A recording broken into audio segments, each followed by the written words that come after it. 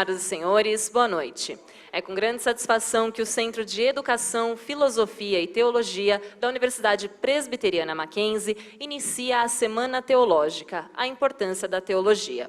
Nós gostaríamos de registrar e agradecer a presença do presidente do Conselho de Curadores do Instituto Presbiteriano Mackenzie e palestrante desta noite, reverendo Juarez Marcondes Filho, do excelentíssimo presidente do Instituto Presbiteriano Mackenzie, senhor José Inácio Ramos, do pró-reitor de Controle Acadêmico e secretário dos Conselhos Superiores, professor Dr. Cleverson Pereira de Almeida, do diretor do Centro de Educação, Filosofia e Teologia, professor Dr. Mário Sérgio Batista, do coordenador do curso de Teologia, professor Dr. Christian Briale Medeiros, saudando os demais coordenadores, do capelão universitário, reverendo Francisco Crete Neto, e de todos os docentes, discentes e demais participantes.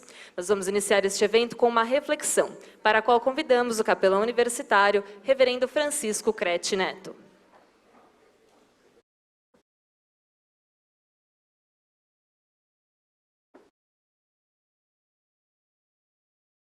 Boa noite, queridos. Estamos esparçados demais, eu estou vendo aqui o auditório muito esparçado. Vamos sentar mais próximos aqui, queridos, porque daqui a pouquinho vocês terão a honra e o prazer de ouvir o reverendo Juarez falar. Isso, venham mais para frente aqui, os que estão lá no fundão, para a gente ficar mais próximo. Daqui a pouquinho vamos orar e assim estaremos mais juntos também, irmanados na mesma fé, no mesmo Cristo. Isso, venham um pouquinho para frente, para a gente poder ficar mais juntinho, mais próximo uns dos outros, quem está lá no fundão, a não ser que você vá ter que se retirar e sair. Ótimo. Nós temos a alegria e a honra de iniciarmos a Semana Teológica com uma devocional rápida, uma oração, mas é assim que a Universidade Presbiteriana Mackenzie faz em todos os seus eventos, por ser confessional, e da sua confessionalidade vem a sua identidade, uma universidade cristã, reformada, presbiteriana, e isto é muito bom. Isto é alguma coisa que engrandece não só a universidade, mas principalmente, que é o objetivo, o nome do nosso Deus. Semana Teológica. E eu estava pensando e orando o que deveria deixar como devocional aos irmãos. Fiquei pensando, nós iniciamos pela graça de Deus essa semana, hoje pela manhã, mais uma leitura da Palavra de Deus com Gênesis. Estamos indo para a nossa 9ª leitura da Palavra de Deus toda, de Gênesis a Apocalipse. Meu objetivo é ganhar da minha mãe, que leu 17 vezes. O reverendo Juarez conhece a minha mãe.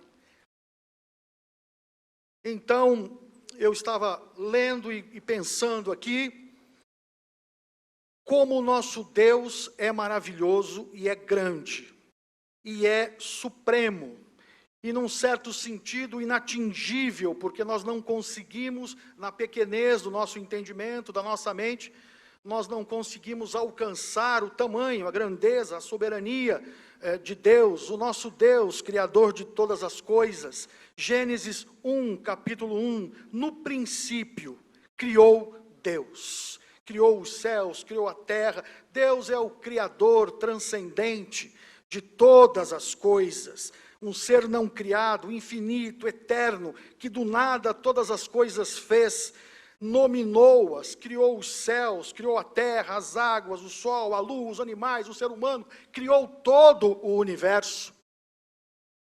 E aí nós falamos da transcendência de Deus.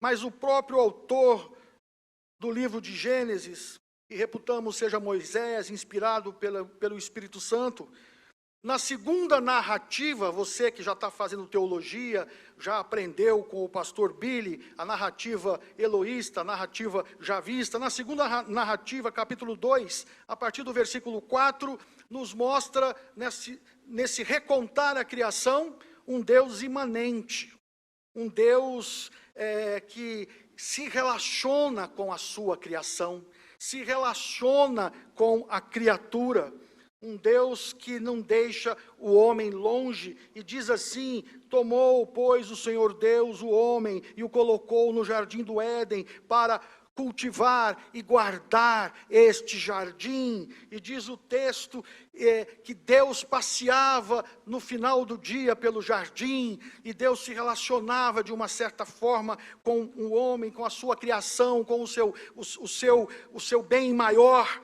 feito à sua imagem e semelhança.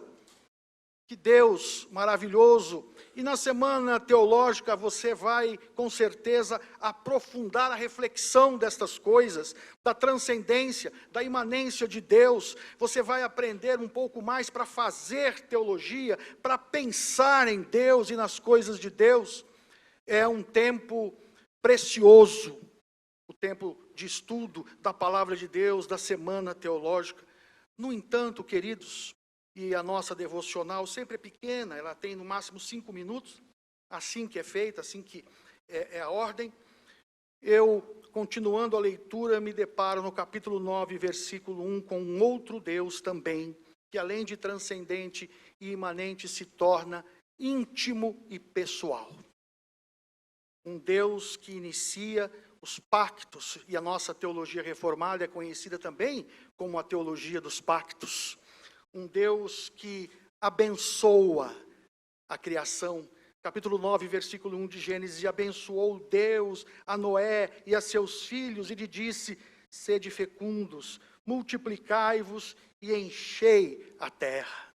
Um Deus que é pessoal, que é relacional, que é íntimo daqueles que o conhecem em Cristo Jesus.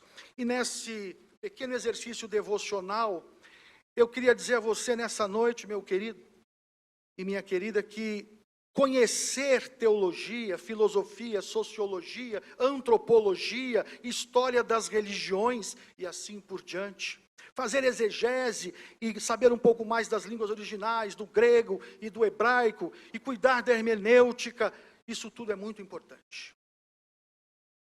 Isso tudo tem a sua importância e o seu lugar. Permite que nós possamos estudar a Bíblia de uma forma mais escorreita, mais correta, para conhecermos melhor o caráter de Deus, para conhecermos melhor a vontade de Deus. Mas, se nós não conhecermos pessoalmente a Deus, através de Jesus Cristo, de nada este conhecimento teórico adiantará. Será uma teologia estéril, será um conhecimento acadêmico, cognitivo, cerebral, mas não terá realmente, para a glória de Deus, valor algum.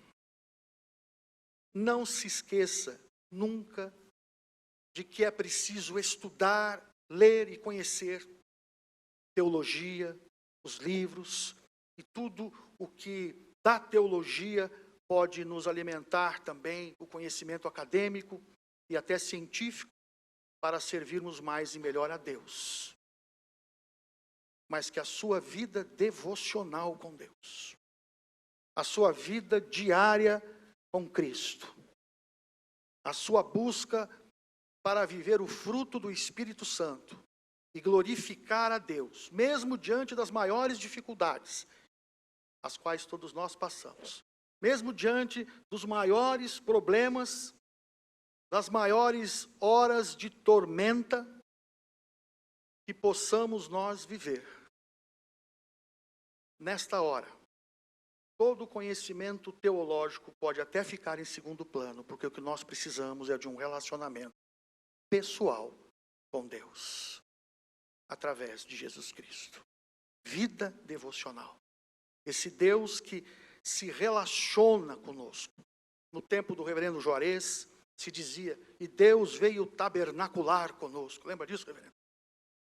Do Deus que mora conosco, do Deus que anda conosco, do Deus que quer que nós andemos com Ele, dia a dia.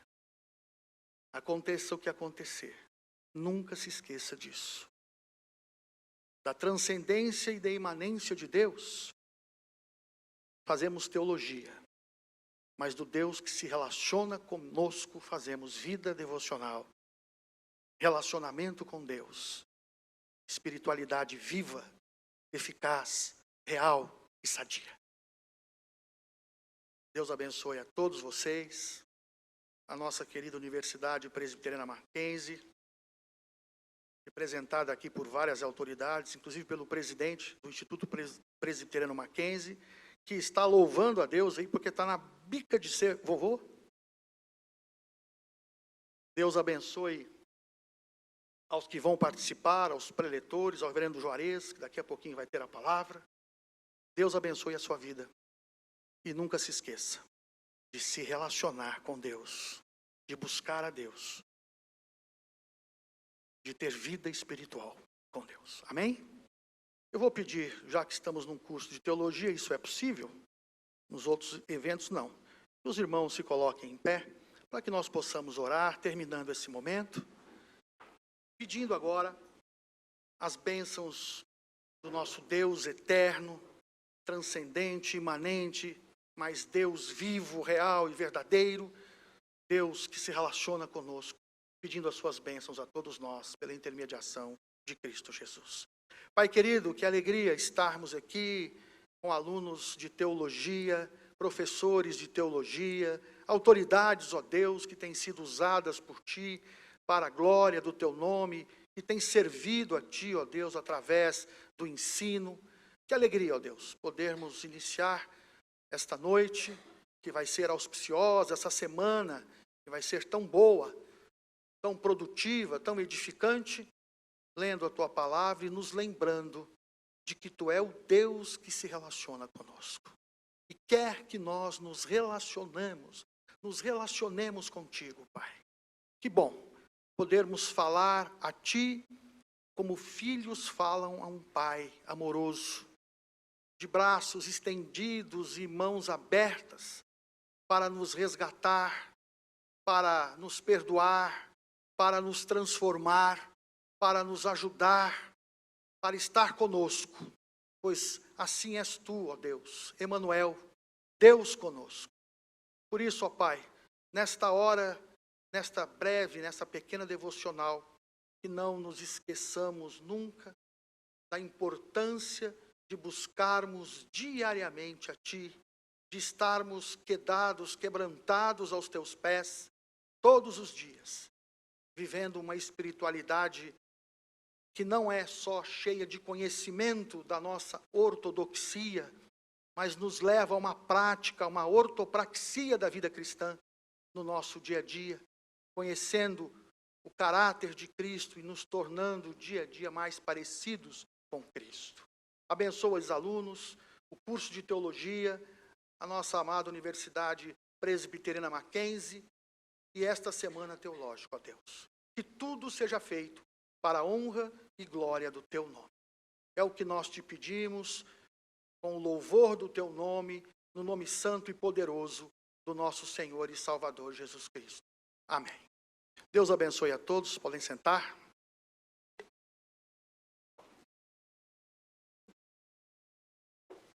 Nós gostaríamos de convidar o coordenador do curso de teologia, professor Dr. Christian Briale Medeiros, para realizar sua saudação.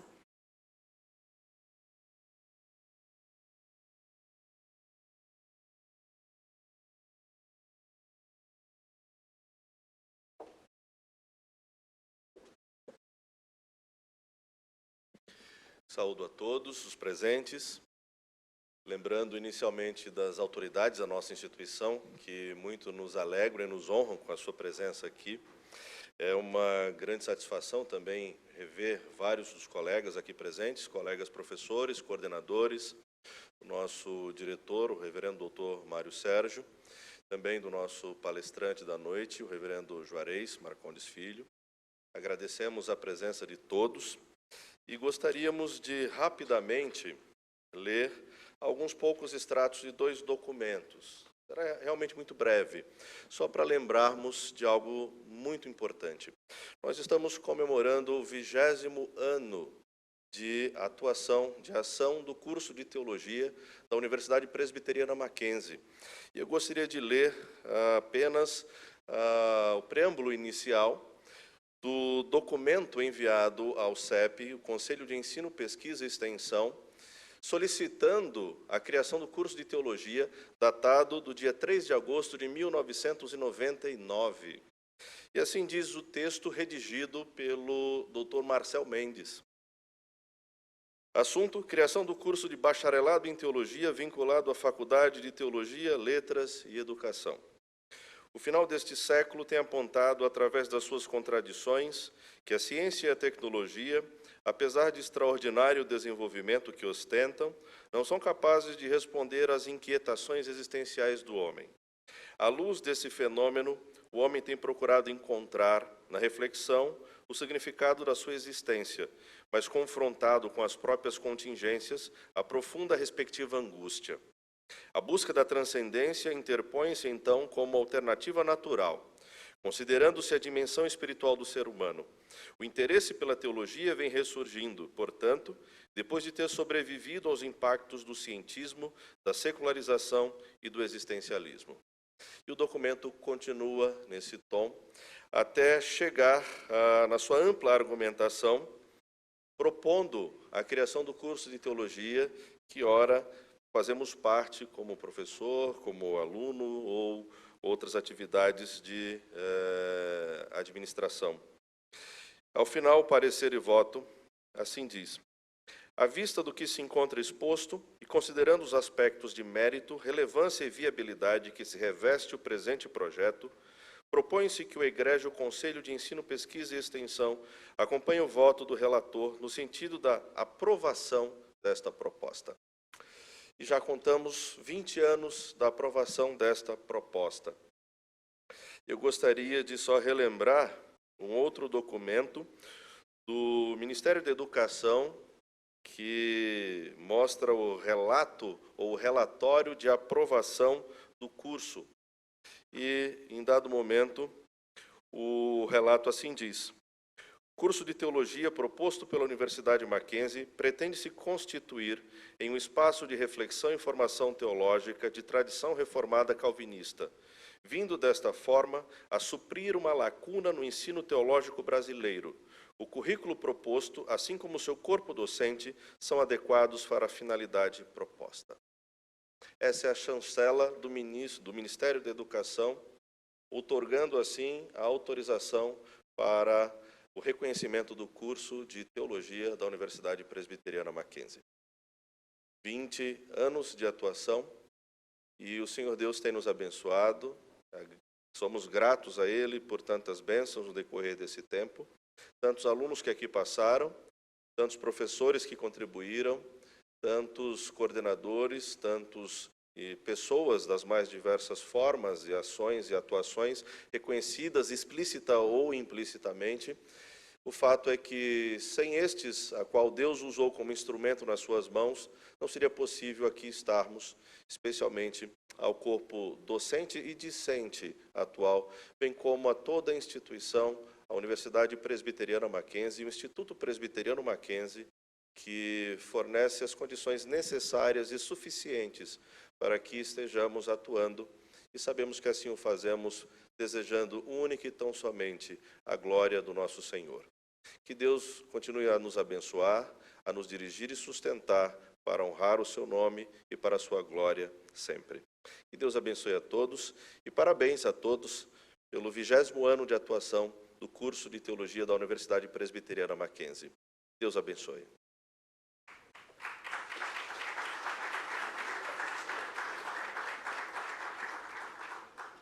Iniciaremos agora a palestra A Importância da Teologia na Igreja, convidando o diretor do Centro de Educação, Filosofia e Teologia, professor Dr. Mário Sérgio Batista, para realizar a apresentação do palestrante.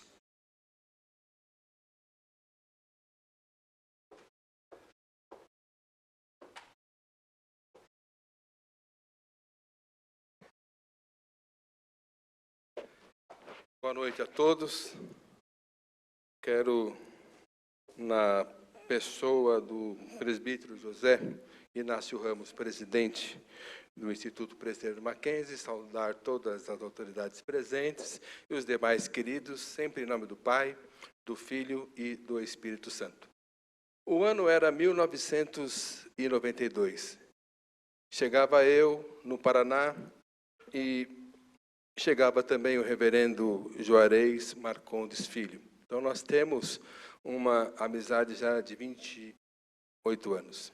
Eu, num presbitério de Castro, e ele, obviamente, presbitério de Curitiba. O mesmo sínodo. Tivemos lá algumas reuniões, alguns encontros e muitas reuniões no Instituto Cristão de Castro. Eu passo aqui agora a ler um pouco do currículo do nosso reverendo e gostaria que vocês prestassem atenção. O reverendo Juarez Marcondes Filho possui bacharelado em teologia pelo Seminário Presbiteriano do Sul, em 1981. Mestrado em teologia pastoral pela Faculdade Teológica Sul-Americana, em 1997. Especialização em liderança pelo Hagar Instituto, lá nos Estados Unidos, em 1988. E doutorado em ministério pela Faculdade Teológica Sul-Americana, em 2004. Tem experiência na área de teologia, com ênfase em teologia pastoral e administração eclesiástica, atuando principalmente nos seguintes temas: comunhão, igreja e crescimento. Professor da Faculdade Evangélica do Paraná e da Faculdade de Teologia Sul-Brasileira, em Curitiba. Foi membro do Conselho Universitário da Universidade Presbiteriana Mackenzie. Foi conselheiro da Sociedade Evangélica de Curitiba, vice-presidente da Sociedade Bíblica do Brasil, membro da Academia Evangélica de Letras do Brasil, com sede no Rio de Janeiro. Vice-presidente do Supremo Concílio da Igreja Presbiteriana do Brasil, 2010-2014, membro do Conselho Geral da Aliança Cristã Brasileira e, atualmente, é presidente do Conselho de Curadores do Instituto Presbiteriano Mackenzie e vice-presidente da AMEP, secretário executivo da Igreja Presbiteriana do Brasil, pastor da Igreja Presbiteriana de Curitiba e meu amigo. Graças a Deus pela vida do reverendo, que bondosamente aceitou tratar desse tema. A importância da teologia na igreja. E alguém pode perguntar, mas na igreja? Queridos, saibam que o lugar mais difícil para a gente tratar e fazer teologia é na igreja.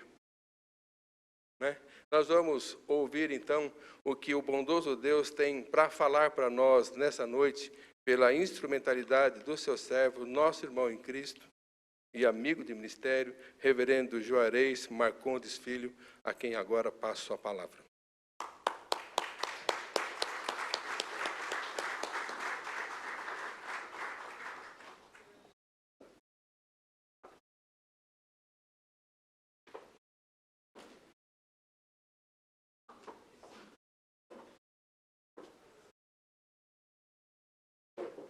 Me deram a opção de falar em pé no púlpito ou sentado, mas já sugerindo que eu falasse sentado. Isso não é indicativo que eu vou me estender, não, mas eu acho que a gente fala com bastante liberdade, até porque uma oportunidade como essa deve se constituir mais numa troca de ideias, até do que propriamente num discurso, numa preleção, numa palestra. Queria agradecer as elogiosas palavras do diretor da nossa escola, o reverendo Mário Sérgio, e de tudo que ele disse, a razão de estar aqui é porque eu sou amigo dele, senão realmente eu não teria sido convidado. Mas quero saudar ao presbítero José Inácio Ramos, o digno diretor-presidente do Instituto Presbiteriano Mackenzie, em nome de quem eu saúdo todas as autoridades universitárias e institucionais aqui, e em nome do diretor da nossa escola, CEFT, quero cumprimentar o corpo docente, o corpo discente e demais colaboradores dessa nossa importante unidade. Aliás, a apresentação que o coordenador fez dessa trajetória de 20 anos me fez pensar que realmente o tempo passa. O reverendo Frank mencionou, do tempo do reverendo Juarez se falava tabernacular, né? Tem umas coisas assim, né? E eu senti ali que ele quis dizer que eu sou velho. Mas depois que o Briale falou que há 20 anos a escola começou, eu cheguei à conclusão, eu sou velho mesmo, porque eu lembro direitinho dos primeiros passos que foram dados para a constituição da nossa Escola Superior de Teologia, assim era chamada, e que depois veio estar inserida dentro do Centro de Educação, Filosofia e Teologia. Acompanhei também essa transição. E é curioso que o Brasil é muito paradoxal, porque nas universidades do mundo afora, o curso de teologia é o primeiro. Quando nós vamos examinar a história das universidades milenares, o curso de teologia estava lá em primeiro plano. Depois é que se agregavam os demais, inclusive a filosofia, e com o passar do tempo, as ciências em geral. E no Brasil, o curso de teologia foi o último a chegar, como reconhecimento do Ministério da Educação, inserido dentro da ordem das oportunidades universitárias. E o que vale dizer é que a gente vinha suprindo isso, evidentemente, com o nosso labor eclesiástico. E desde que as igrejas evangélicas chegaram no Brasil, elas foram logo de início procurando oferecer alguma formação teológica. Já vista a Igreja Presbiteriana do Brasil, quando em 1866 deu início ao seu seminário primitivo, fundado pelo nosso primeiro missionário, Simonton, no ano em óbito, com apenas 4 alunos, lá no Rio de Janeiro. Era a semente para que nós pudéssemos depois galgar outros degraus e vir a constituir as nossas escolas teológicas. Aliás, ontem eu recebi uma indagação, chegou aí pelo meio eletrônico, se eu sabia a origem do dia do seminarista, onde é que inventaram esse negócio de dia do seminarista. Na hora eu não sabia por que estava aquela pergunta, eu pensei, onde é que eu vou achar isso? Até que eu me dei conta que ontem era 8 de setembro. E 8 de setembro de 1888, em reunião do primeiro sínodo brasileiro, foi organizado o primeiro seminário presbiteriano no Brasil, que era para ser de início já na cidade, ou Campinas, ou São Paulo, a briga ali foi grande, mas acabou se instalando lá em Nova Friburgo, né, Billy? Você que foi diretor de Campinas sabe bem disso. Então, é 8 de setembro a marca do início do seminário, e daí o dia do seminarista, né? Acho que eu estava assim no meio de um culto e outro, não atentei para a pergunta. Mais tarde eu respondi ao colega, disse, olha, deve ser por causa de ter o dia do seminarista, né? E só para quebrar um pouquinho o gelo aqui, 8 de setembro é tão importante que o centro acadêmico do Seminário de Campinas tinha exatamente esse nome, Centro Acadêmico 8 de Setembro, que formava a sigla CAUS, né? Então, imagine, depois das batalhas aí que aconteceram na década de 60, com a influência marxista no Brasil e intervenções de várias ordens, quando de novo voltou um centro acadêmico lá em Campinas, não existia mais o CAUS. Foi abolido o Centro Acadêmico 8 de Setembro, passou a se chamar Centro Acadêmico Reverendo Jorge Goulart, do qual eu tive a honra de ser presidente por 2 anos. E era obrigação dos dirigentes do diretório promover a Semana Teológica, e junto com os professores, evidentemente, com a diretoria, mas eles aceitavam as nossas indicações e temas, e por 2 anos eu tive a responsabilidade de conduzir isso, e sempre vi isso com uma oportunidade muito boa de agregar os vários anos de teologia, né? Porque às vezes é um divórcio muito grande, né? Tem o iniciante, tem o formando, tem os que estão no ensino intermediário, mesmo a gente convivendo em ambiente de pensionato e conhecendo todo mundo, era na Semana Teológica que nós tínhamos maior interação. Eu imagino aqui vocês que só se cruzam aí pelos corredores no período noturno, é uma oportunidade de haver um entrosamento maior, a gente saber quem está já concluindo o curso, quem está começando, quais são as pretensões, que razão veio fazer esse curso, é uma interação muito grande. Aliás, é curioso a gente, num curso de teologia, oferecer uma semana teológica. A gente supõe que todas as semanas são teológicas, né? Vocês não fazem outra coisa nas outras semanas, né? Eu estou certo nisso, né? Mas tem esse caráter muito peculiar. Então, feitas estas considerações iniciais, e eu estou muito agradecido por participar deste evento, e justamente na abertura, o que pode me dar a chance, já está ali, tá, né? Muito bem, de falar introdutoriamente, já que o tema é a importância da teologia, eu quero parar aqui um pouquinho, porque é de se perguntar, a teologia é importante hoje, para nós, para o mundo de hoje, esse mundo tão secularizado, materialista, consumista, esse mundo que é calibrado pelo movimento econômico, pelas tendências políticas, por uma visão ideológica, seja de que lado for, a gente quase chega a desacreditar que haja alguma importância para uma reflexão teológica. A teologia foi a rainha das ciências, se assim nós podemos chamar, dos conhecimentos, das pesquisas. A certa altura ela cedeu espaço para a filosofia, mas nos tempos mais recentes, e quando digo recente, alguns séculos para cá, as ciências em geral, ciências exatas, ciências sociais, foram ocupando espaço e foram escanteando, tanto a filosofia como a teologia. E talvez essa seja uma das razões que as universidades modernas só vão sediar a teologia mais recentemente, como é o nosso caso aqui. Então a pergunta fica, ela é importante? E eu queria aqui fazer menção de um versículo bíblico lá do profeta Abacuque, no capítulo 2, pequena profecia de Abacuque, esse profeta indignado com a truculência dos caldeus, e como é que Deus permite que esses caldeus sejam tão violentos com o seu povo, mesmo que o seu povo merecesse juízo e castigo, e ele berra, e ele grita, e ele clama. Tudo isso a gente vê no primeiro capítulo. Aí quando chegamos no capítulo 2, o profeta parece que ficou sem fala, não tinha água para ele beber, como eu tenho bastante água aqui, não sei se eu vou dar conta de beber toda essa água. E ele diz, eu vou me pôr na torre de vigia para ouvir o que Deus tem para dizer. Então é interessante que no capítulo 1 de Abacuque, o profeta fale tanto e Deus fique quieto. Aí quando o profeta fica quieto, aí Deus passa a falar.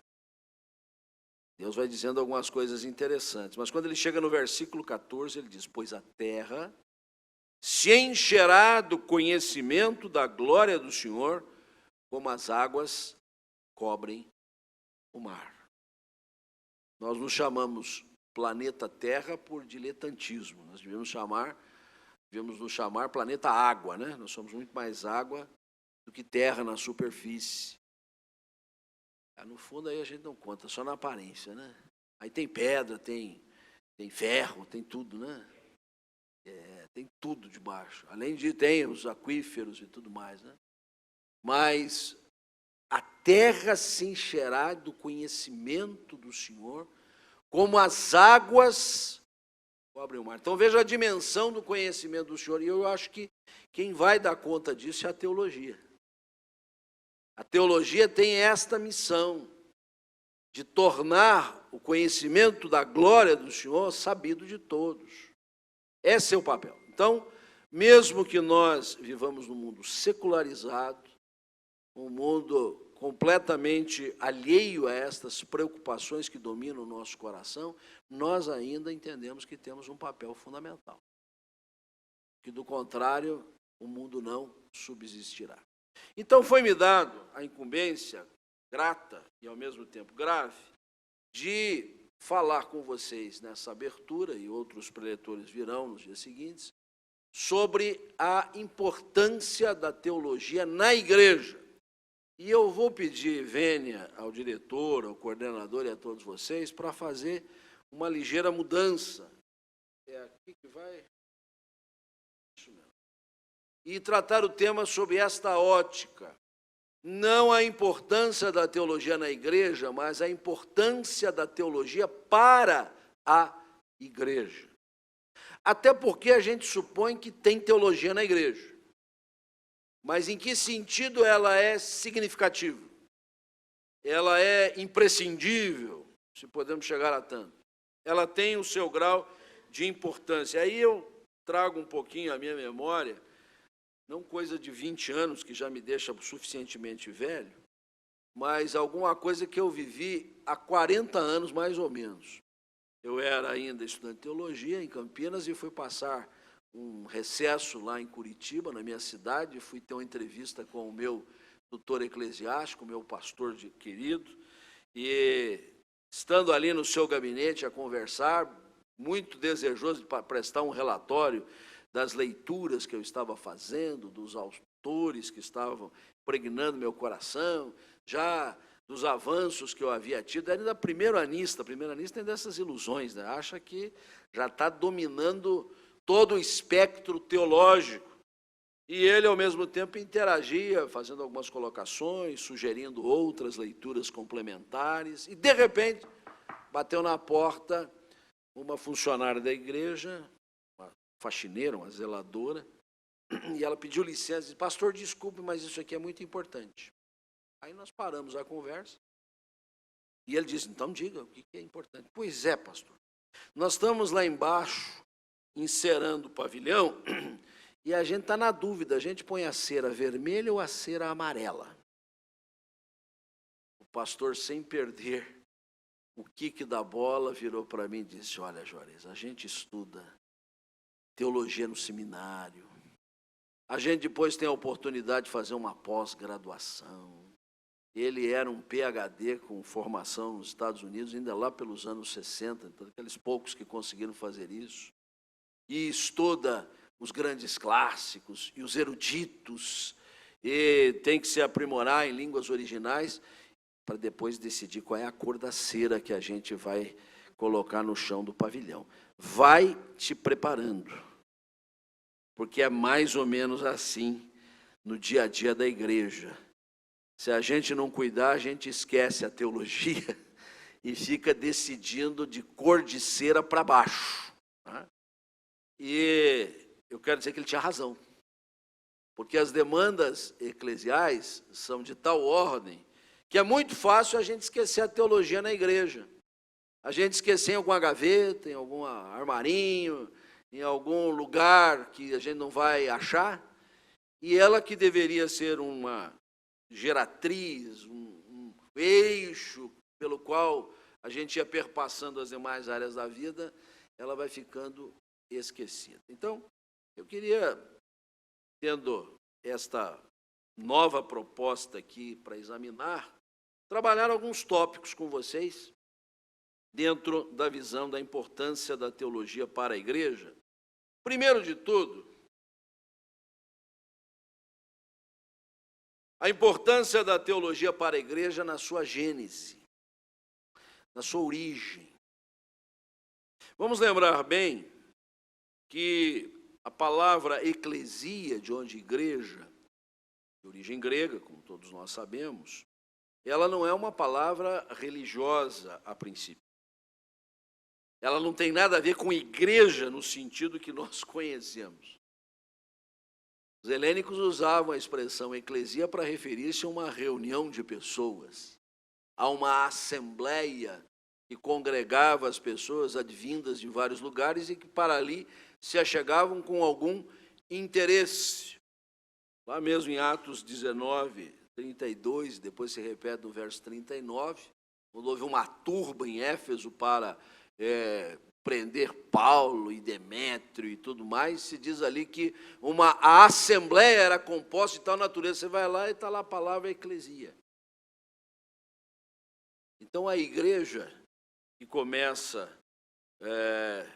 a utilizar-se desta expressão que é primariamente não religiosa, a assume como sua, e de tal sorte que até se esquece que ela teria alguma outra conotação que não esta que lhe é dada. E é preciso que a gente então compreenda um pouquinho mais a gênese da igreja. E nós que temos a Escritura Sagrada do Antigo e do Novo Testamento como palavra de Deus, a gente compreende que a igreja também está no Antigo Testamento. A igreja não é novidade do Novo Testamento. A igreja está apresentada para nós num formato diferenciado, numa composição distinta daquela que depois vamos conhecer no Novo Testamento, também no Antigo Testamento. E só para lembrar aqui uma expressão do profeta Isaías, no capítulo 51, primeiros 2 versículos, quando ele diz assim: ouvi-me vós, os que procurais a justiça, os que buscais o Senhor, olhai para a rocha de que fostes cortados e para a caverna do poço de que fostes cavados. Olhai para Abraão, vosso pai, e para Sara, que vos deu a luz, porque era ele único quando eu o chamei, o abençoei e o multipliquei. Uma linguagem peculiar de Isaías, que é um literato, que tem a língua do erudito, como ele diz inclusive no capítulo anterior, no capítulo 50, de uma forma muito apropriada. Ele convida o povo, naquele momento, a fazer uma digressão, a voltar às suas origens, a ver a sua gênese. E o faz dessa forma muito solene, dizendo: vai lá para a rocha da qual você foi cortado, como quem fosse fazer um monumento, fosse elaborar uma coluna de palácio, vai lá buscar pedra, vai lavrando-a, e depois usa a figura de um poço, de uma caverna, que precisa ser cavada para tirar água. E depois de usar essa ilustração, ele é mais objetivo, ele diz: então, lembra do começo de vocês lá com Abraão e Sara. E nós encontramos as origens, a gênese da igreja, lá na vocação, no chamado de Abraão. Este caldeu, que ouve a voz do Senhor e peregrina até chegar na terra que o Senhor disse que mostraria para ele, e o seu mistério era ser uma nação, um povo de Deus, para ser bênção para todas as nações da terra. Eis a gênese da igreja. Quem nos informa isso é a teologia. Seja ela da perspectiva bíblica, como forma narrativa, seja ela na forma tópica, como faz a teologia sistemática. O nosso ponto inicial está lá, desenhado nesta chamada de Abraão. E isso, então, perpassa toda a narrativa do Antigo Testamento, trazendo uma herança muito rica do povo de Deus, que é a igreja no Antigo Testamento. Podemos até dizer que a igreja no Antigo Testamento está marcada por Israel, como também Israel no Novo Testamento está marcado pela igreja. As duas formas de apresentação são o povo de Deus. E a igreja é o povo de Deus. Agora, o termo eclesia, e a teologia nos ajuda nisso, por meio da própria exegese, é muito importante. Não foi por qualquer pensamento aleatório que se emprestou o termo eclesia do uso comum para este uso religioso. É que eclesia quer dizer exatamente isso. Os que são chamados, e chamados de uma posição para outra, chamados de fora para dentro, chamados para constituir o povo de Deus. Então, quando nós tomamos a teologia como importante, como vital para a gênese da igreja, nós vamos ter aqui a consciência de que a igreja é uma comunidade vocacionada. Uma comunidade, vamos chamar até de convocada para tal. A igreja não surge por geração espontânea. Ela não aparece do nada. Ela foi chamada, ela foi constituída, ela foi vocacionada pelo Senhor. O Senhor chama Abraão de longe para o constituir aqui na terra prometida. E este povo, ao longo da sua trajetória, conforme narra as Escrituras do Velho Testamento, muitas vezes abandonou o Senhor e o Senhor foi chamar de novo. É notável que nos profetas se diga que Deus os mandava desde madrugada, desde antemanhã. Eu acho bonita essa expressão. Antes da gente acordar, Deus está chamando, Deus está vocacionando, Deus está convocando o seu povo. E agora, quando vemos descortinar o Novo Testamento, no novo formato que o povo de Deus assume, não é diferente. A igreja é chamada. Deus chamou Pedro e Simão, chamou Tiago e João. Aparentemente, essas duas duplas de irmãos tinham uma microempresa de pescaria. Deus foi chamando. E vai chamando os outros apóstolos.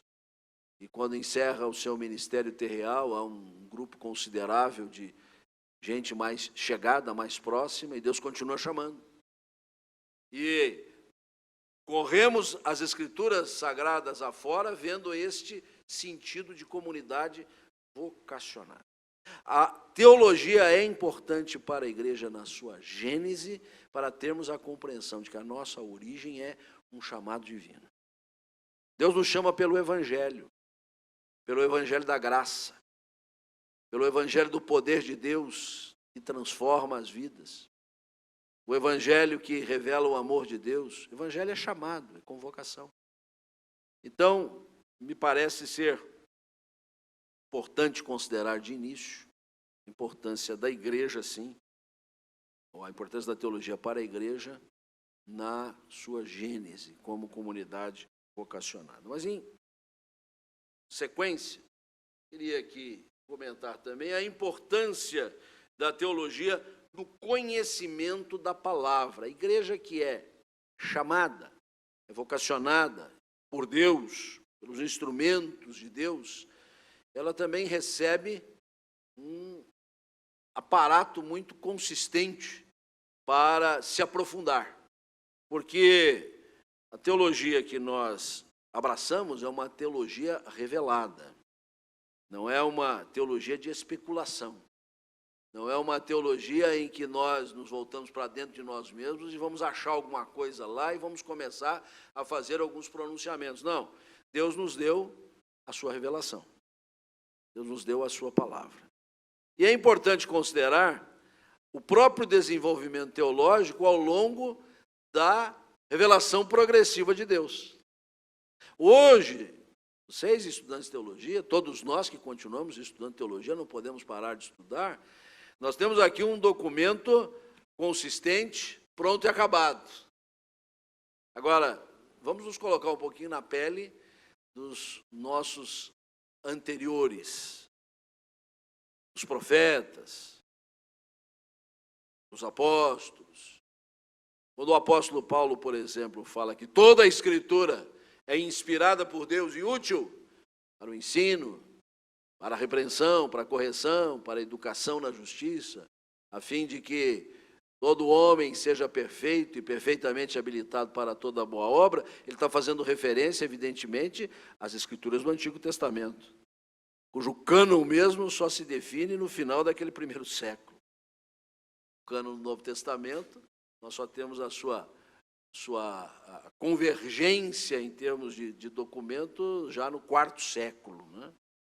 Então, na revelação progressiva, a teologia foi fundamental para nos dar o conhecimento da palavra de Deus. E eu quero aqui apenas me deter num ponto que me parece bastante interessante e fácil de compreender, e já no Novo Testamento, quando nós examinamos os evangelhos, os 4 evangelhos. Sabidamente, o evangelho de Marcos é o mais antigo, escrito por volta do ano 50, ano Domini. Mateus e Lucas seguem a ele, comentaristas aí diferem um pouquinho qual que teria sido o mais antigo, mas são próximos por volta aí da sexta década, entre a sexta e a sétima década. E o de João é o ulterior, lá para quase o final do primeiro século, né? E é interessante, quando nós lemos o Evangelho de Marcos, na sua introdução, o Evangelho de Marcos é tido como um evangelho sintético, né? Ele vai direto ao ponto. Ele rapidamente já nos coloca a pessoa de Jesus fazendo seu ministério. Não há nenhuma informação sobre as origens de Jesus propriamente dito. No versículo 15 do primeiro capítulo, nós já lemos que Jesus estava pregando e dizendo: arrependei-vos e crede, o reino está próximo. Era a síntese da pregação de Jesus. Isso, por volta dos anos 50, atendia bem a demanda dos crentes que tinham a escritura do Antigo Testamento e agora recebem esse primeiro evangelho escrito que responde o ministério de Cristo, mas não fala das suas origens. Mas daí começam as perguntas no seio da igreja. Mas esse Jesus que saiu por aí pregando esse tal de reino de Deus e que está próximo, que já chegou, que está aí, quem é ele? De onde é que ele surgiu? De novo eu uso a expressão que eu usei há pouco, é geração espontânea. E aí Mateus, na construção do seu evangelho, supondo que ele venha logo a seguir do de Marcos, ele trata vários aspectos que Marcos não trata sobre a história de Jesus, como a sua infância, seus primeiros anos, sua vida em Nazaré, e principalmente inicia com uma genealogia. Genealogia esta que remete Jesus até onde? Me ajude aqui, vocês que são mais estudiosos do que eu. A genealogia de Mateus vai de Jesus até onde? Ou melhor, vem de onde até Jesus? Abraão. O mesmo Abraão aqui que nós lemos há pouco em Isaías. Como quem diz assim, vai lá na tua origem, vai lá no teu começo. 14 gerações, mais 14, 42 gerações. Muito bem.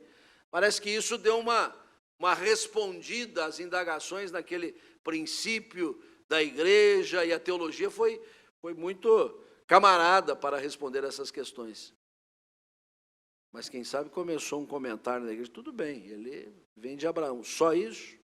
Ele tem essas origens israelitas, e aí vem, logo na sequência, o Evangelho de Lucas, que faz um papel semelhante ao de Mateus, com algumas informações adicionais, é mais rico a respeito dos primórdios da vida de Jesus, inclusive da sua vida intrauterina, né? O que dá bastante argumento para a gente quando vai preparar programas natalinos, né? Ali a gente tem música, tem canto, tem liturgias para fazer. E Lucas também tem uma genealogia. E a genealogia de Lucas, ela faz uma inversão. Enquanto a de Mateus vem de Abraão até Jesus, a de Lucas começa com Jesus e vai até aonde? Até quem? Adão. Mostrando que Jesus não é só, como Marcos dizia, alguém que saiu pregando o reino, como se tivesse caído do céu. Não. Ele tem os seus ancestrais. Mateus fala até Abraão. Lucas constrói uma genealogia até Adão, até para dar significado à humanidade de Jesus. O que só vai se resolver lá no Concílio de Calcedônia, no V século, na verdade, Lucas já dá argumento suficiente aqui. A humanidade de Jesus é ponto basilar. Muito bem, a igreja continua se desenvolvendo. Já tem 3 evangelhos que estão circulando. Já sabe que ele não caiu do céu, ele tem uma origem israelita, origem humana. Mas é só isso? Então ele deve ser igualzinho a gente mesmo. É um grande pregador, fez muito milagre por aí, mas também tem profetas aí que fizeram muitos milagres. Aí João vem responder no final do século. E como é que inicia o Evangelho de João? No princípio era o Verbo estava com Deus, o Verbo era Deus. Todas as coisas foram feitas por Ele, e sem Ele, nada do que foi feito se fez. E João vem dizer, Marcos está certo de dizer que Jesus pregou o reino, Mateus também está certo para mostrar as origens de Jesus em Abraão, Lucas também está absolutamente certo de que as origens humanas de Jesus são claras. Ele é perfeitamente homem, mas o Verbo pré-existia. A pré-existência do Verbo precisa constar dessa teologia. E ela responde de forma brilhante, mostrando que ele estava criando todas as coisas, porque ele existia antes das coisas existirem. E ele é eterno, e ele é Deus. E a divindade de Jesus está assegurada. Então vejam que no conhecimento da palavra, eu até diria que nesse ponto aqui seria a importância da teologia para a igreja no seu desenvolvimento. Mas um desenvolvimento à luz do conhecimento da palavra. É vital. Sem ela, a igreja fica anos-luz das suas possibilidades. Então ela é importante, sim, no seu desenvolvimento, no conhecimento da palavra. E haja vista aquilo que vocês acabam estudando ao longo do curso, de maneira tópica, principalmente, e aqui só para mencionar alguma coisa, cristologia, trindade, eclesiologia. Por quê? Porque esses tópicos não estão aqui assim. Bom, procure aí no capítulo tal de cristologia, versículo 25, não é assim que a Bíblia apresenta, né? É preciso fazer o recenseamento correto dos textos. É preciso fazer uma abordagem exegética igualmente certa para poder montar esse arcabouço tão fundamental e que nos dá consistência à nossa fé. Então, definitivamente, a teologia é importante não só na gênese da igreja, como comunidade vocacionada, mas no conhecimento da palavra, que a faz uma igreja que é comunidade doutrinada. A igreja vai sendo doutrinada. E eu quero que você tome essa expressão doutrinada no seu sentido mais amplo. Nós precisamos de doutrina.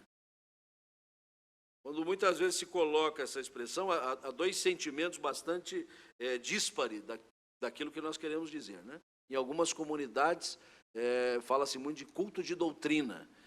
Geralmente o que se tem nessas igrejas, sem querer declinar qualquer nome, é tudo menos doutrina, geralmente é usos e costumes, né? Mas, em outro sentido, às vezes, nós tomamos a ideia de doutrinado uma coisa para deixar-nos assim dentro de uma caixinha, fechados. Ao contrário, a doutrinação é que nos amplia os horizontes.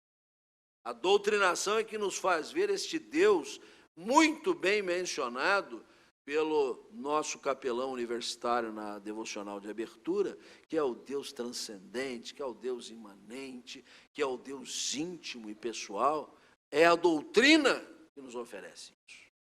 Então, nós não devemos temer o uso desta expressão, porque ela tem acompanhado a vida do povo de Deus, a história da igreja, com muito vigor, com muito valor. Vamos avançar um pouquinho mais, temos alguns outros tópicos aqui para examinar. Nós vemos a importância da igreja, a importância da teologia para a igreja em sua gênese, em seu conhecimento da palavra, tratando-a como comunidade vocacionada, comunidade doutrinada, mas a importância da teologia para a igreja em sua liturgia. Como nós sabemos, a palavra liturgia, de origem grega, é a justaposição de duas expressões, leitos e ergon. Leitos, povo. Ergon, trabalho, serviço, obra. É importante lembrar que liturgia não é um programa de culto. Muito comum as pessoas confundirem o que você coloca ali topicamente, que vai ter a oração, que vai ter o hino, que vai ter o cântico, que vai ter o ofertório, né? E a gente faz um programa de culto. Isso tem um efeito até midiático, talvez, né? Ajuda a organizar as coisas, mas a liturgia está por dentro desse programa. E a liturgia é efetivamente o serviço do povo. O povo servindo. O que revela que liturgia é um trabalho conjunto. Fazer um programa de culto, a gente rascunha em cima da mesa ali, digita, joga hoje no computador, as igrejas mais atualizadas fazem isso, que as pessoas não costumam carregar as coisas na mão. Aliás, as pessoas não levam mais Bíblia para a igreja, no máximo levam o telefone, né? E também pode distrair na hora, né? De repente vai ver o WhatsApp e tal, né? Dizem que estão lendo a Bíblia, a gente até acredita que estão lendo a Bíblia, né? Em algumas igrejas nós temos tido a oportunidade de cortar o sinal de internet, né? Ou a Bíblia está ali gravada no computador dele, ele não vai baixar de jeito nenhum, né? Mas o fato é o seguinte, é um labor conjunto da comunidade, a liturgia. Então a teologia, ela serve como norma litúrgica. Ou seja, você não vai colocar no seu programa de culto as coisas a bel prazer. Eu gosto dessa música, nós vamos cantar. Você já foi lá examinar? Você já foi ler com cuidado a letra, a mensagem que ela traz? Aliás, eu não quero nem entrar muito no mérito da questão teológica da letra, porque isso é ponto básico, né? Hoje em dia a gente precisa tomar cuidado até com a questão literária, porque começa-se na segunda pessoa, passa-se para a terceira, está no infinitivo, dali a pouco está no subjuntivo, as canções que não tem nada a ver, né? A gente está desensinando as pessoas a língua pátria, na música, no discurso. Salvamos a palavra, se a versão for boa também, né? Porque tem algumas versões que às vezes padecem também de alguns cuidados, né? Por mais que aqueles que elaboram nesse mistério sejam bastante atenciosos. Então, a teologia como normativa litúrgica. É ela quem vai definir, delinear a liturgia e vai promover o serviço do povo, esse trabalho conjunto. O culto é consoante à teologia, não ao gosto do adorador. Eu gosto, eu aprecio, prefiro. Né? Há uma discussão bastante grande no país afora, no nosso meio presbiteriano, não menos, senão até mais, sobre liturgia tradicional, convencional e contemporânea e atual.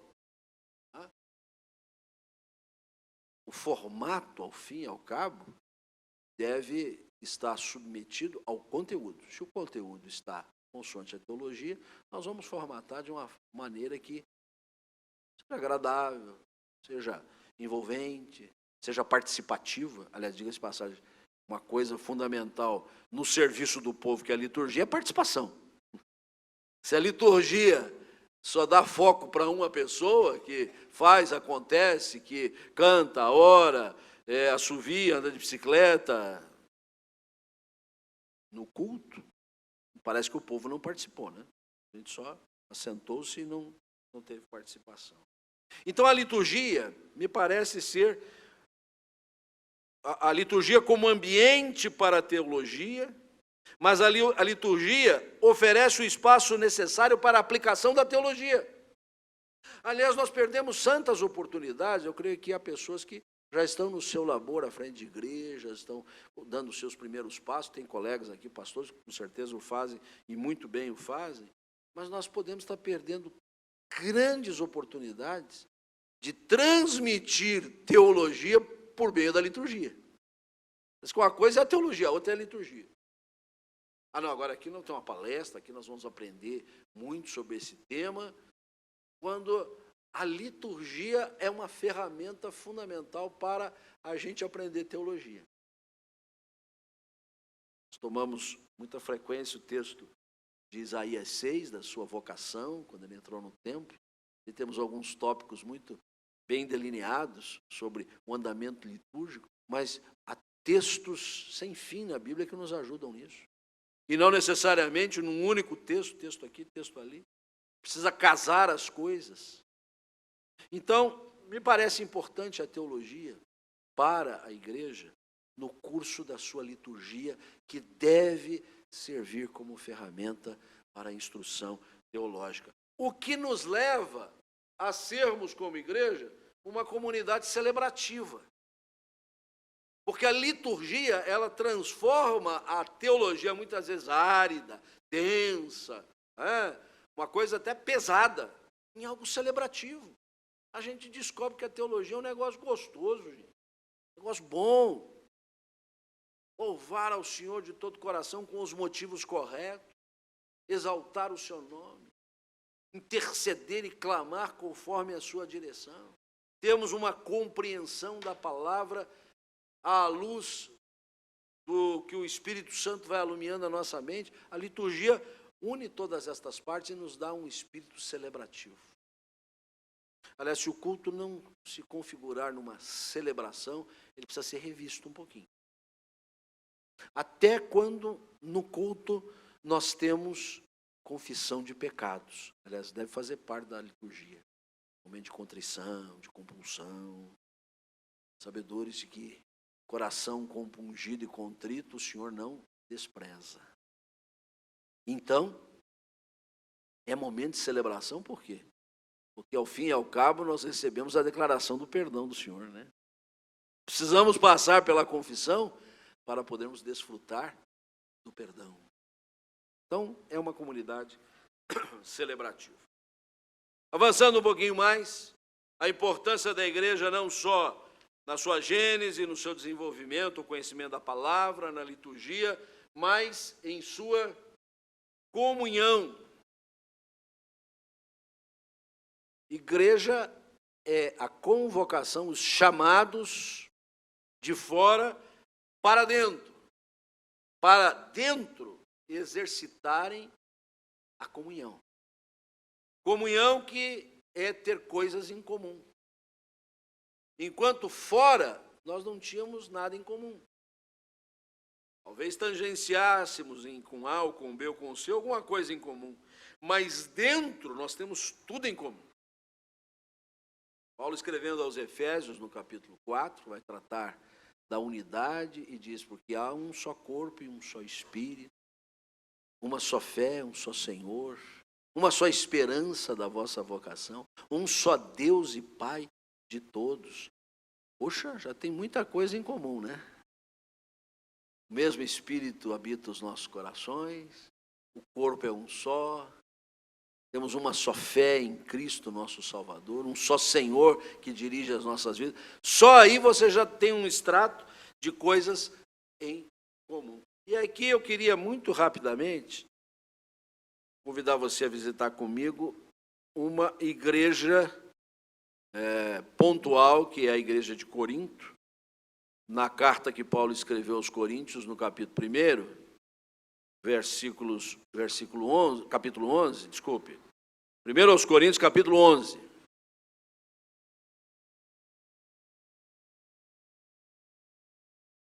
Você bem sabe que a carta aos Coríntios, Paulo trocou uma série de correspondências com esta carta, com esta igreja. O que nós temos aqui talvez seja a síntese de toda esta correspondência. Mas a primeira carta aos Coríntios é uma carta-resposta. Paulo recebeu uma série de questões daquela igreja.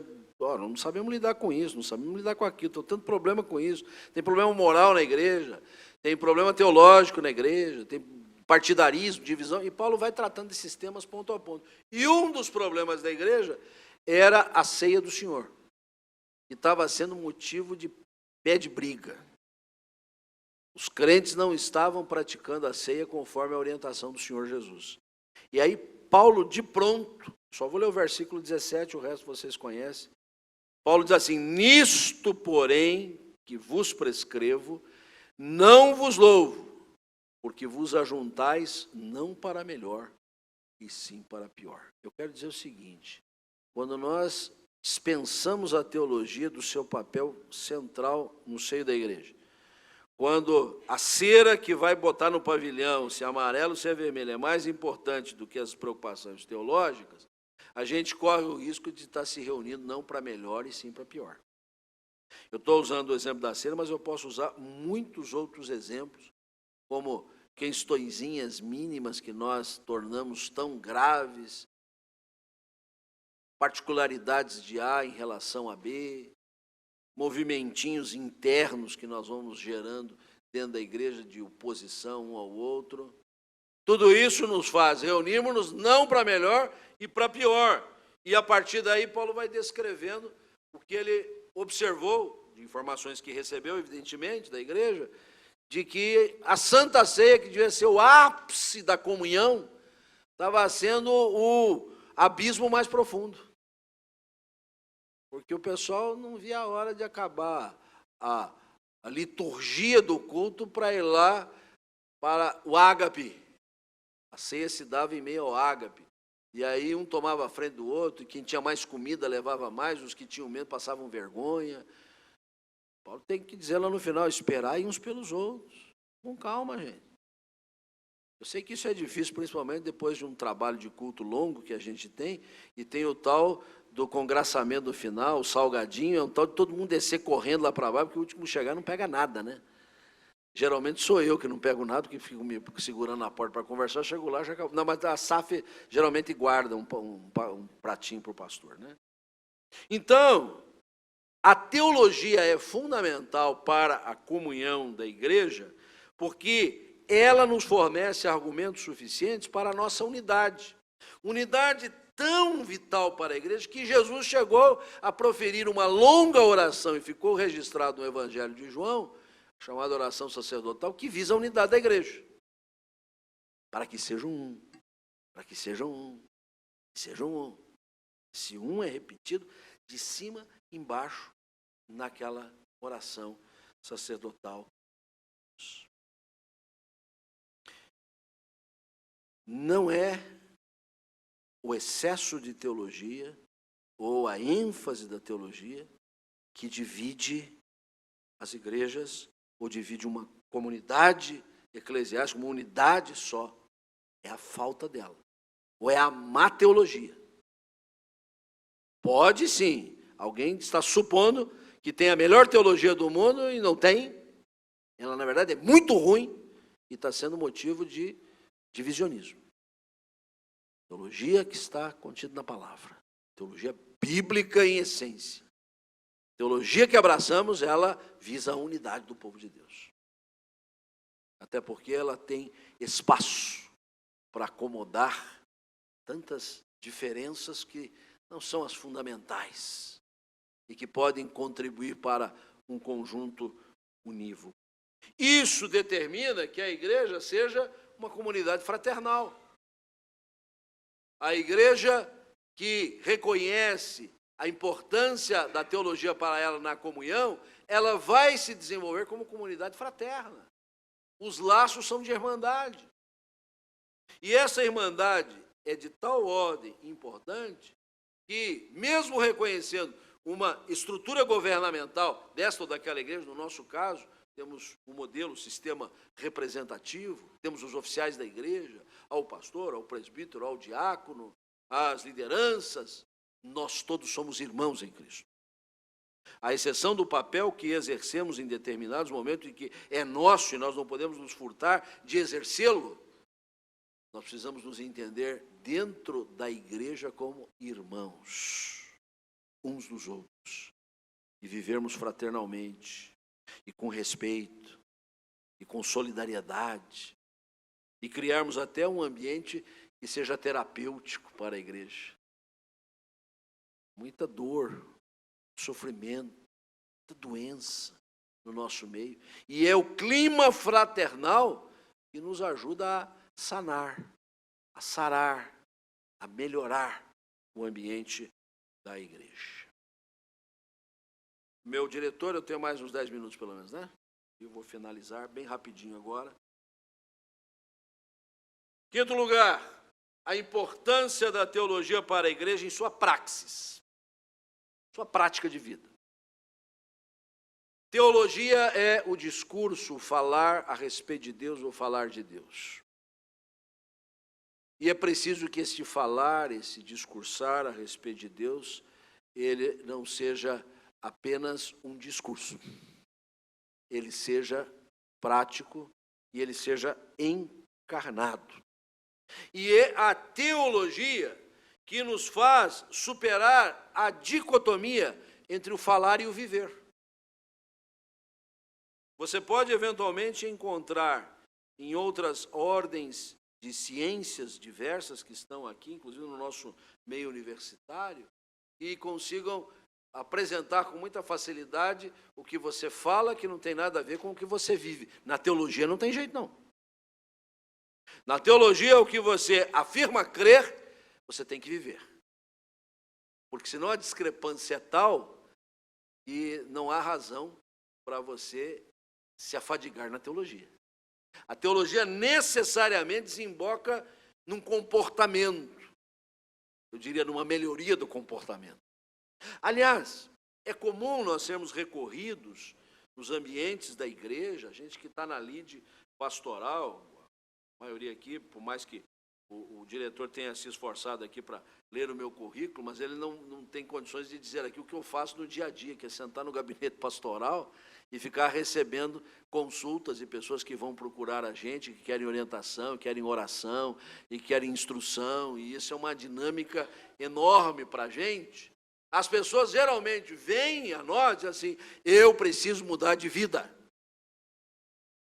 E sabe, há uma tentação muito grande da parte da gente, quando alguém apresenta esse desejo, esse anseio, diz, mas tranquilo, só você deixar de fazer o que você está fazendo e passar a fazer isso, escoimando todo o esforço teológico. E aí que está o equívoco. Nós precisamos dar embasamento para as pessoas compreenderem que essa mudança é possível, é viável e vai acontecer. E vai ter um processo para isso. Há coisas que se resolvem mais rapidamente, mas há coisas que duram muito tempo. E é a teologia que vai sustentar essa transformação e essa mudança.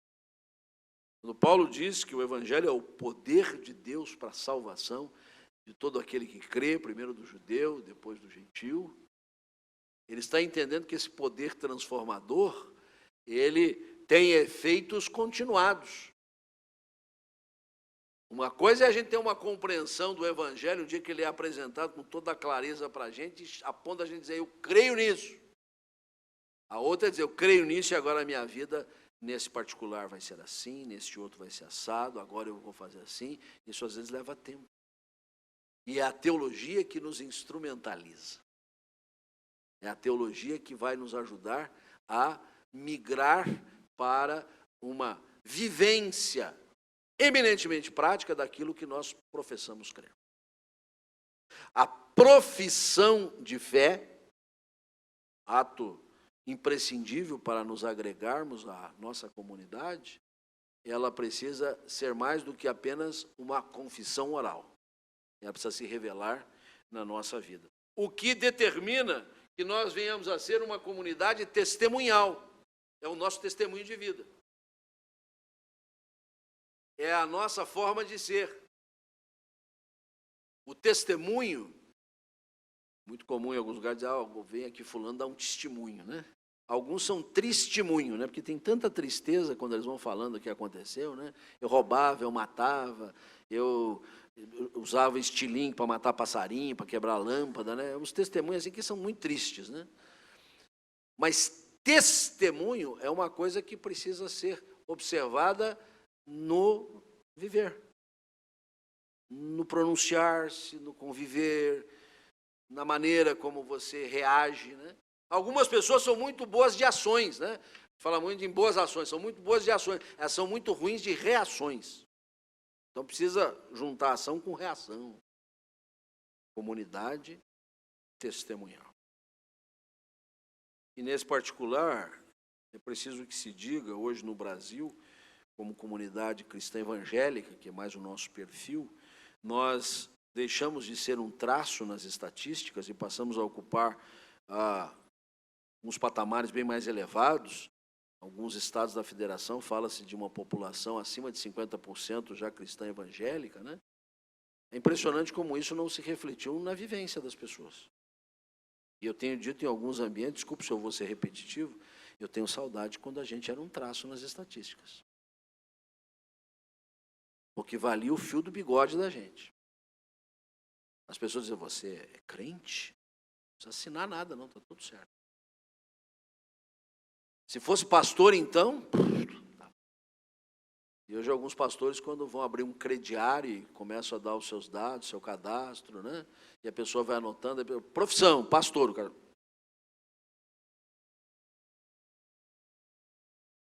Fala que é presbiteriano, eles dão uma colher de chá, né? Mas...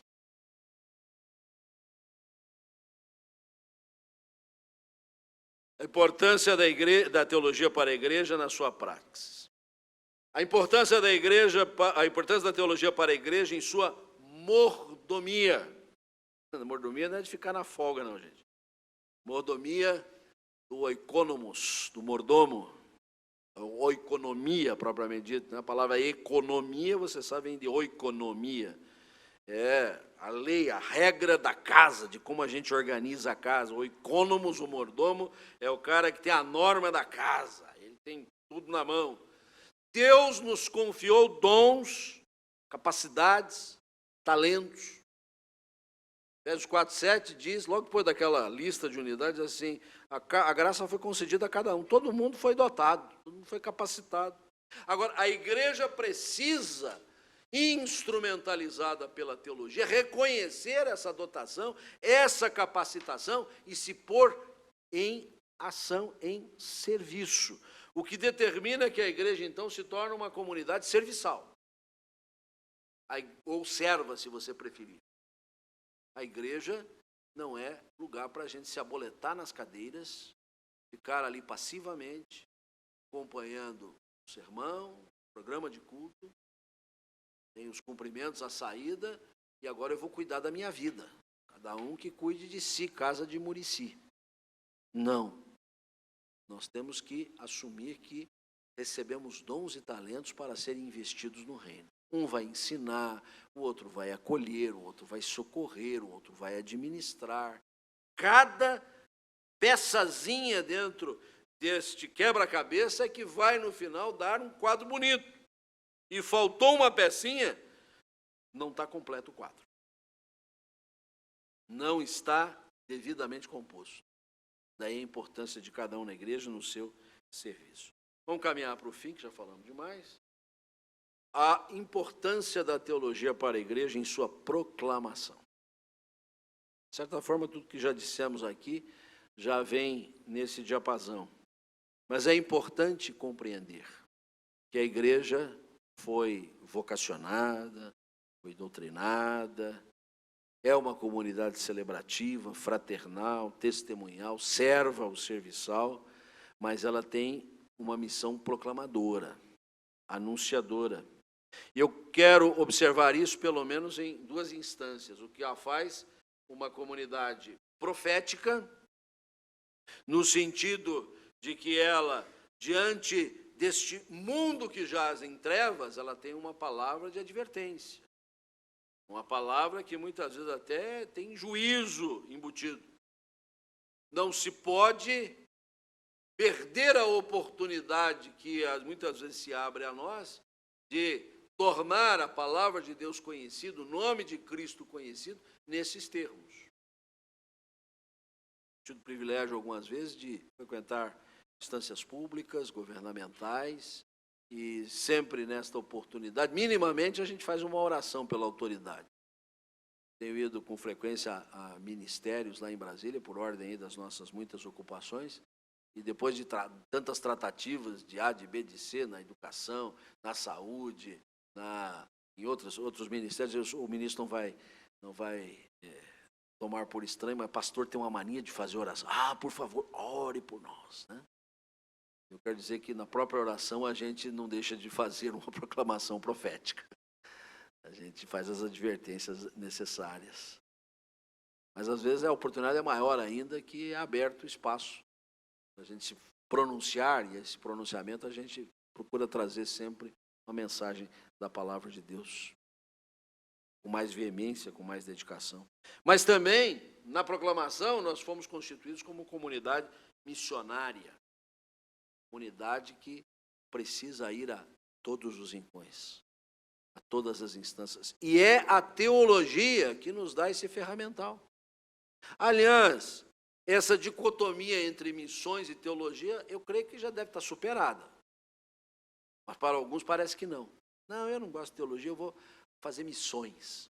Vai fazer missão ruim lá longe, se você vai fazer missão sem teologia. Agora também não, eu não sou de missões, eu gosto de teologia. Vá fazer teologia ruim lá longe também. Não há divórcio. A teologia vai nos levar a fazer missões conforme Jesus nos chamou para fazer. A teologia vai desembocar necessariamente nesse caudal. E a gente não pode divorciar as coisas. Elas precisam caminhar juntas.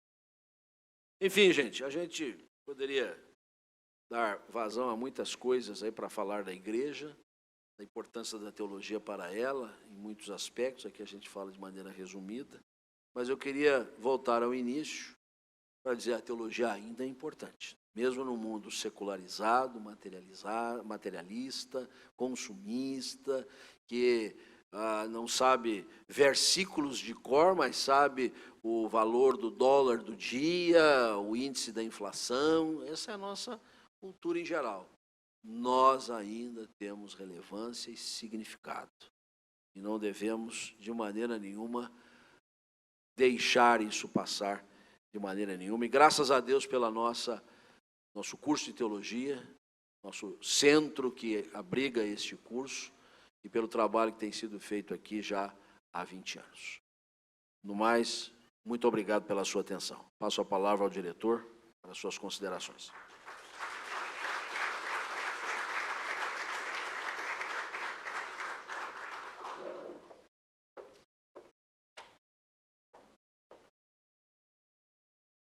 Amém, irmãos? Coisa boa é poder ouvir a exposição tão clara, tão objetiva e creio que tão oportuna para a nossa realidade acadêmica, tanto quanto social. A palavra de Deus nos ensina que a quem honra, honra. E o Centro de Educação, Filosofia e Teologia quer prestar a sua homenagem ao reverendo Juarez Marcondes Filho, porque ele foi uma das pessoas que batalhou para a existência desse curso. Ele, podemos dizer, que se empenhou profundamente para que esse curso viesse a existir. Então, nós, singelamente, reverendo, escrevemos assim, para registro, nesses 20 anos do curso de Teologia, externamos nossa gratidão pelo seu empenho e importante participação na criação e consolidação do curso de bacharelado em Teologia da Universidade Presbiteriana Mackenzie no ano de 1999 e seu constante apoio até aqui.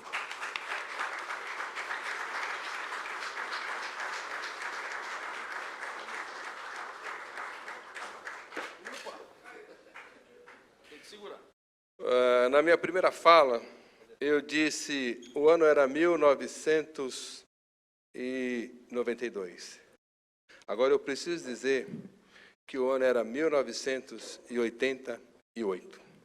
No ano de 1988, eu conheci o reverendo Wilson Santana Silva, meu contemporâneo lá no seminário Reverendo José Manuel da Conceição.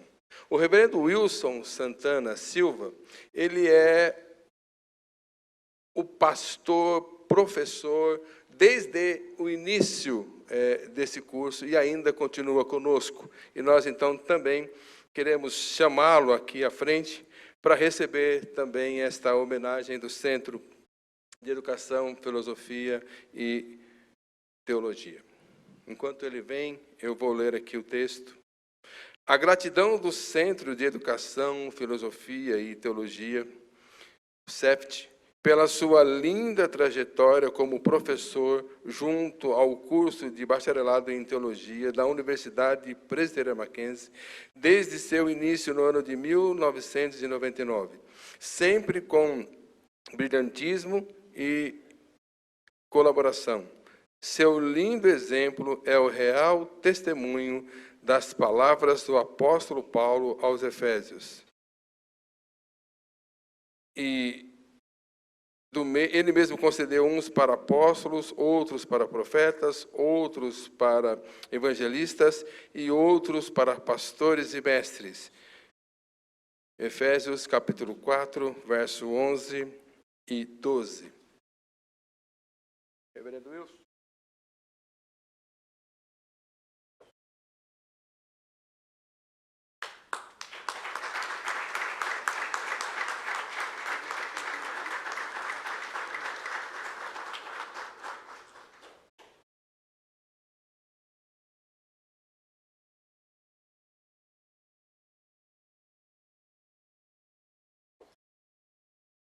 Queridos, assim, prestando essa singela homenagem, nós queremos encerrar essa atividade nessa noite e pedindo aos colegas, principalmente os nossos queridos alunos, que convidem, né, os outros dos outros anos para que estejam aqui amanhã.